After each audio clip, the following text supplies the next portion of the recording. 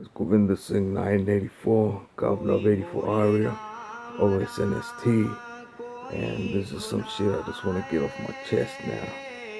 It's to do with Sikh history from the Punjab, the land of the five rivers now. And there's a dispute within the Punjab community where you have people who call people the Pakihand. The Pakihand, I don't know how you pronounce it, but that means false person, a false person. And then you have the Sach, which means the realm of truth. And basically, to understanding, see, from my perspective, what I've concluded, you got to start with Sikh history in the 17th century. Now, Aurangzeb was an Islamic extremist. Now, he would go around not just persecuting the Hindus or the Buddhists. He would say regarding the Sikh gurus that the Sikh gurus are false prophets. They're not true. And that the Sikhs were worshipping a false god. That's why he justified and his extremism and his persecution of the Sikh community. He said the Sikh gurus are false people, they're false prophets, and they worship a false god. And Aurangzeb would say that only Muhammad was God's final messenger, and only the Quran is the true word of God.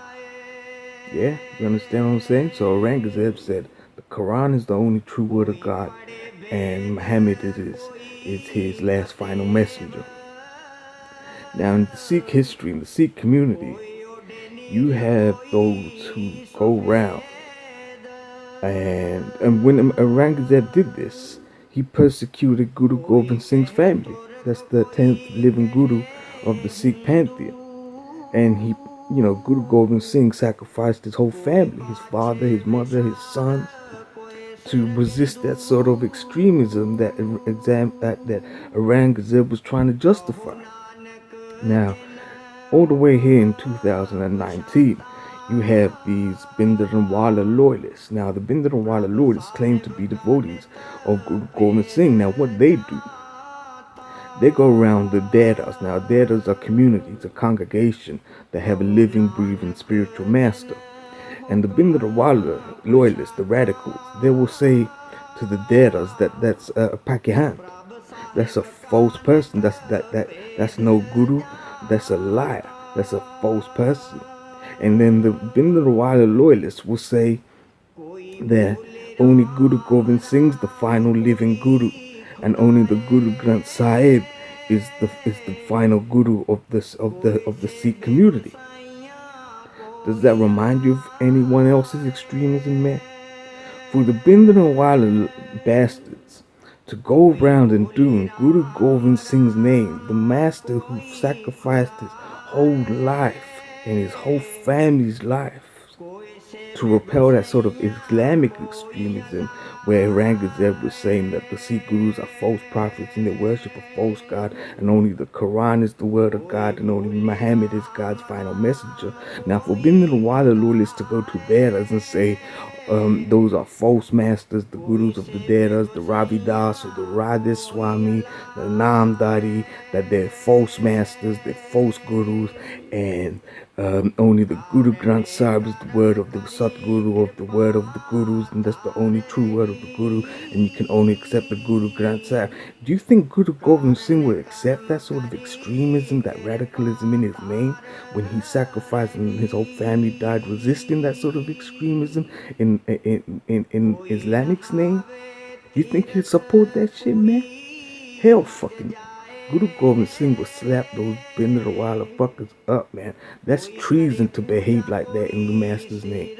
To behave like Aurangzeb behaved in the 17th century, but in the name of the master who sacrificed his whole family to resist that sort of extremism, that's fucking death penalty, man.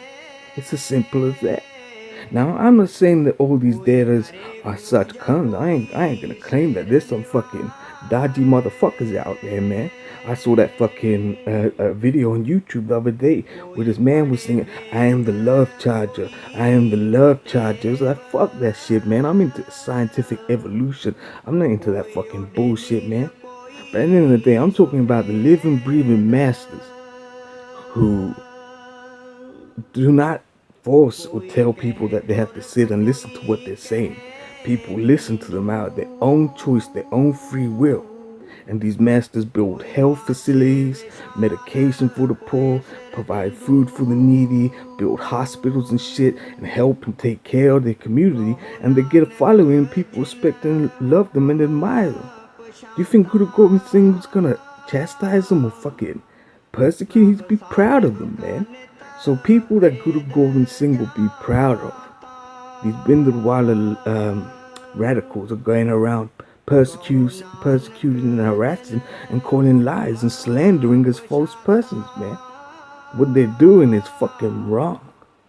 So that's basically it, man. That's just what I wanted to get off my chest. That what they think, they say, oh, I've got the 5Ks, I don't cut my hair, I don't drink alcohol, I don't smoke drugs, and I'm a true devotee of the Khalsa Panth. It's like, you motherfuckers are going to go to fucking hell, man. They're gonna get surprised with their fucking life when they die and they meet Guru Gobind Singh, and Guru Gobind Singh turns around and says to them, you did in my name what Aurangzeb did in Muhammad's name. Muhammad called all the Sikh gurus false prophets. You went to all the Vedas and called them false gurus. Muhammad said he was the final messenger of God, and then you all going around saying only Guru Gobind Singh's the final messenger of the Sikh pantheon. Guru Gobind Singh won't tolerate that shit, man. I'm telling you that now, especially people, masters that Guru Gobind Singh will be proud of.